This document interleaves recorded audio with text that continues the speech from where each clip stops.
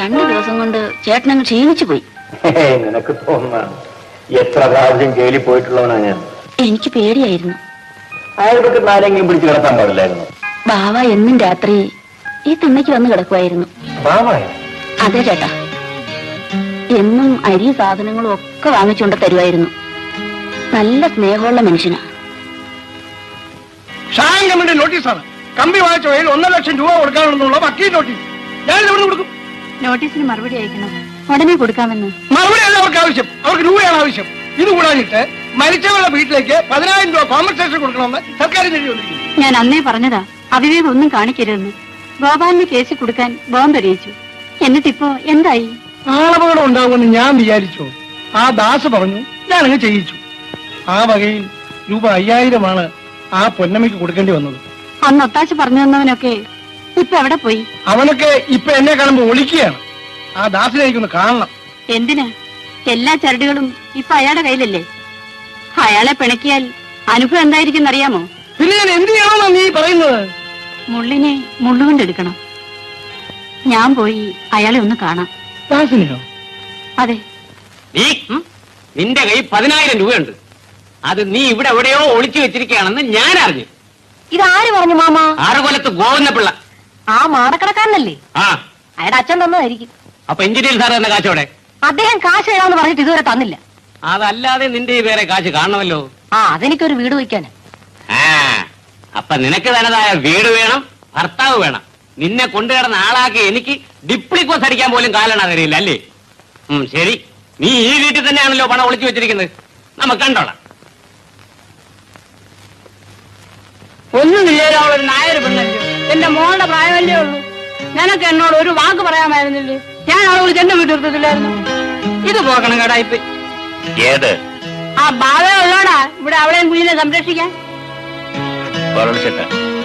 ബാബ എനിക്ക് നല്ലപോലെ അറിയാം. നീ വെറും ശുദ്ധനാടാ. വെടിമരുന്നിന്റെയും ചേർന്നാലേ പൊട്ടും. മനസ്സിലായില്ല? അന്യരായ ആണും പെണ്ണും തമ്മിൽ ചേർന്നാലേ സംഗതി കുഴപ്പമാണെന്ന്. ഏതായാലും വന്നത് വന്നു. ഇനിയെങ്കിലും നീ അവനെ അവിടെ അടുപ്പിക്കണം.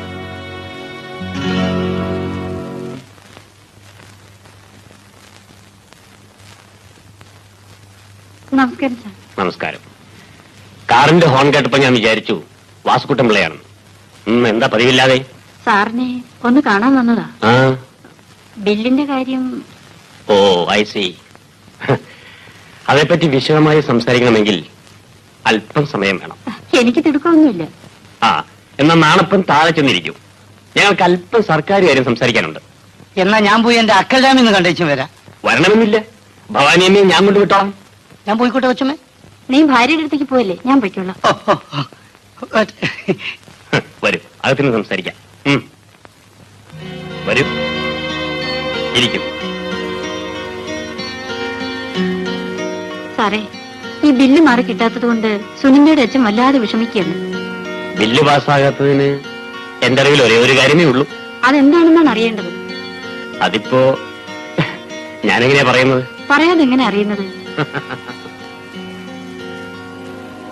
മനസ്സിലാക്കുമെന്ന് കരുതി. അദ്ദേഹത്തിന് പുതിയ ഏർപ്പാടുകളൊന്നും അറിഞ്ഞുകൂടാ. പണ്ടൊക്കെ എഞ്ചിനീയർമാർ ബില്ല് പാസ്സാക്കി വീട്ടിൽ കൊണ്ട് കൊടുക്കുമായിരുന്നു. കൊണ്ടേ കൊടുക്കുന്നവർ ഇപ്പോഴും ഉണ്ട്. സാർ എന്താ ഉദ്ദേശിക്കുന്നത്? പണം വേണോ? എങ്കിലിത് പറഞ്ഞാൽ മതിയായിരുന്നല്ലോ.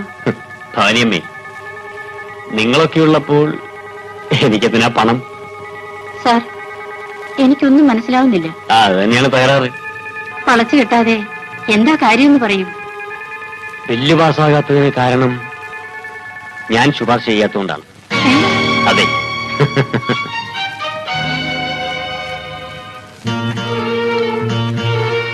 ഞാൻ ശുപാർശ ചെയ്യണമെങ്കിൽ ഞാൻ ആഗ്രഹിക്കുന്നത് എനിക്ക് കിട്ടണം. വിചാരിച്ചില്ല. എന്റെ ഭർത്താവിന് കുറെ കടമുണ്ട്.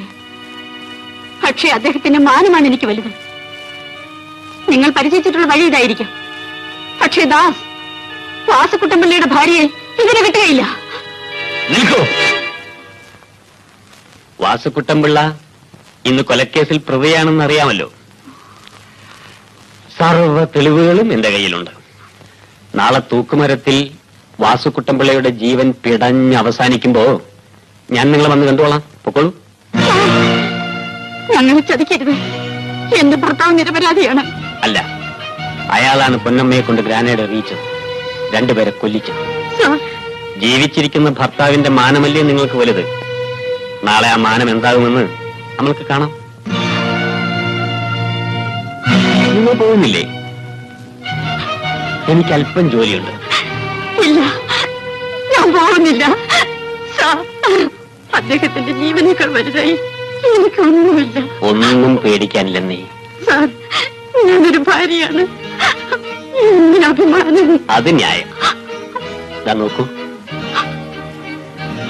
ഇത് ഞാനും നീയുമല്ലാതെ ദൈവം പോലും അറിയാൻ പോകുന്നില്ല.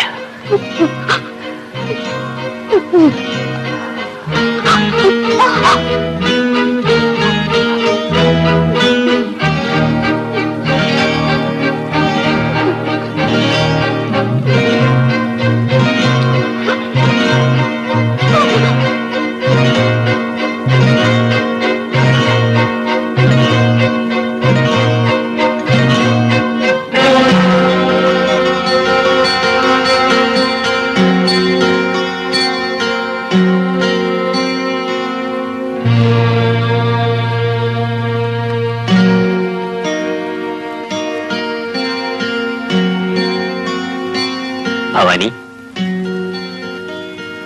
ഇനി ഞാൻ ഭവാനി അമ്മയെന്ന് വിളിക്കില്ല. പോയിക്കോളൂ. 2 ആഴ്ചയ്ക്കകം ബില്ല് പാസ്സായി വരും. ഞാനല്ലേ പറഞ്ഞത്, ധൈര്യമായി പോയിക്കോളൂ.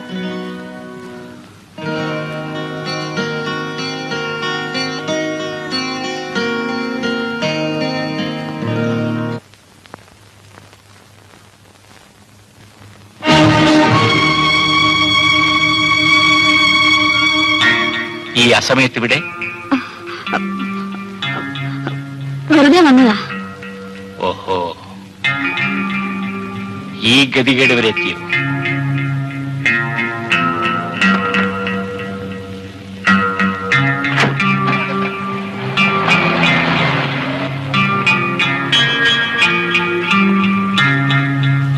കോൺട്രാക്ടറുടെ ഭാര്യ